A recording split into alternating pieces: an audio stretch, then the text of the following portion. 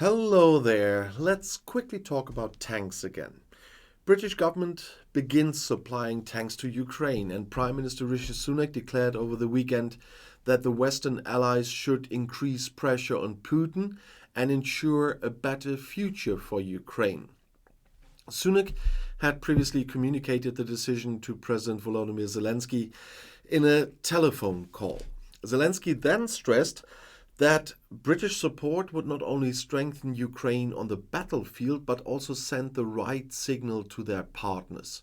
And this undoubtedly means the German government. Just a few weeks after the war began, Kiev asked Berlin for tanks. And I come to this point of time later on again.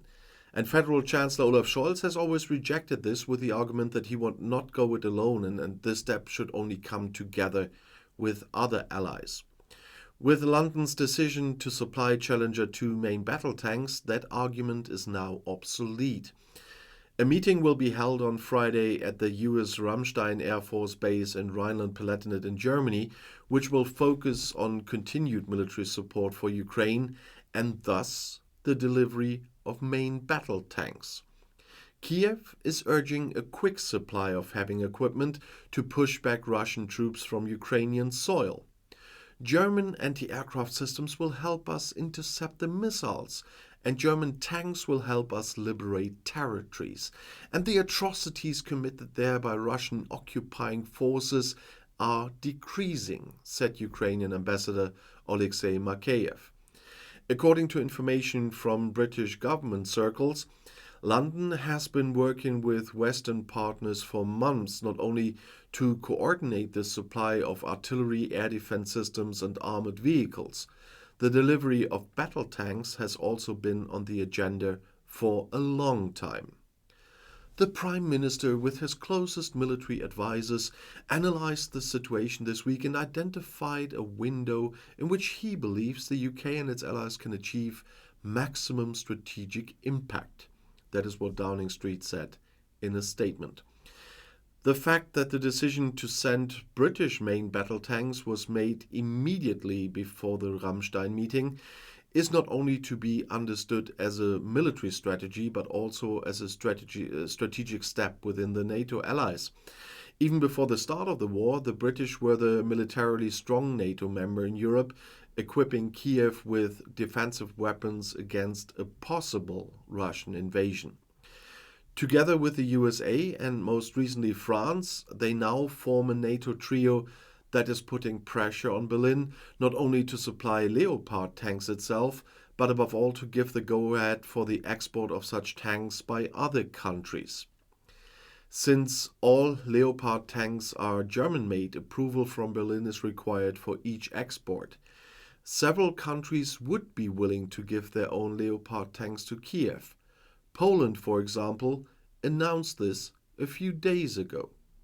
From the British perspective, Vladimir Putin's invasion has come to a standstill. A long and static war only serves Russia's ends, says London.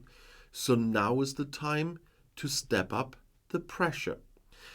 Domestically, the decision to send tanks is easier for Prime Minister Sunak than for the German Chancellor.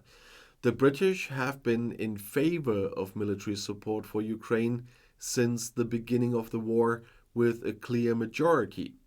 The Labour opposition is also clearly behind the government on this issue, but the Conservative opposition here in Germany does that as well. The Bundeswehr has already given up most of its older type Leopard 2 tanks and still has got a good 300 more of the modern ones. So far, the federal government has refused an export license for the battle tanks. But even with a change of course, Ukraine would have to be patient for a long time. That was explained by the manufacturer, and there we are the time thing again. The German armaments group Rheinmetall could not deliver repaired Leopard 2 main battle tanks to Ukraine until 2024 at the earliest. Even if the decision is made tomorrow that we can send our Leopard tanks to Kiev, delivery will take until the beginning of next year. That's what Rheinmetall CEO Armin Pappberger told German newspapers. And according to Pappberger, the armaments group still has 22 Leopard 2 vehicles and 88 Leopard 1 vehicles. But we cannot repair these tanks without an order, as the costs are several hundred million euros. Rheinmetall cannot finance that in advance. That's what Papperger told the newspapers. The repair of the decommissioned main battle tank took almost a year, as he said. The vehicles are not only repainted, but have to be converted for a war effort. The tanks would be completely disassembled and then rebuilt. The Leopard could play a decisive role in the war, said the CEO. With main battle tanks, an army can break through enemy lines and end a long trench war. With the Leopard, the soldiers can advance tens of kilometers at a time. Ukraine has long been demanding the delivery of Leopard tanks. The debate picked up momentum this week after Polish President Andrzej Duda said his country was ready to do so as part of an international coalition. However, this would require approval from Germany, the country of manufacture, as I said. And as we discussed all the time, now finally on Saturday, Great Britain became the first country to announce the delivery of heavy battle tanks to Kiev. And the delivery of the Challenger 2 tanks and additional artillery systems should help the Ukrainian army push back the Russian troops, as was said by Prime Minister Rishi Sunak. The British commitment is increasing the pressure on Chancellor Olaf Scholz to also send battle tanks to Ukraine. And a lot of people are saying now it makes no sense now still because it takes so long, and that's why I put in the statements of Papperger as well today.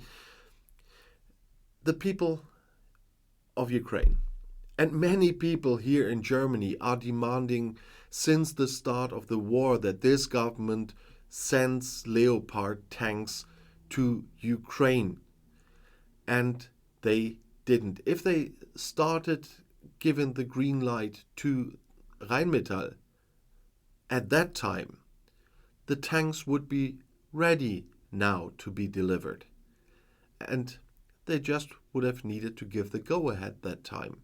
But they didn't. They were always waiting, hesitating, doing nothing. And you can stick your whataboutism wherever you don't see a light. I try to be polite here. But this whataboutism about former defense secretaries and everything is completely BS. We are talking about a war in the middle of Europe here. If somebody wasted money on some advisor groups or whatever, that is nothing to be compared with the completely messing up of the help in the middle of a war. And that's what our government here in Germany is doing. They are always doing everything too late. They are always sending weapons far too late. And on Saturday, we saw what the Russians are doing. They once again blew up a civilian multi-story building. And at the time I'm filming this, the news here are reporting about 55 dead civilians just in that building. And they are sending their drones and rockets all the time. And the Russians started an illegal war against Ukraine. So if you can't think, don't. But stick your whataboutism where the sun don't shine. And for the reasonable people, of course, you can discuss things. But it's absolutely clear who is the bad guy in this war. The one that attacked. And we are still talking about a democracy in Ukraine, still with problems, of course. Otherwise, they would for a long time be member of the European Union, etc. But there you can work with reforms. And now they're defending against an aggressor. And I'll see you in my next video. I'll be back.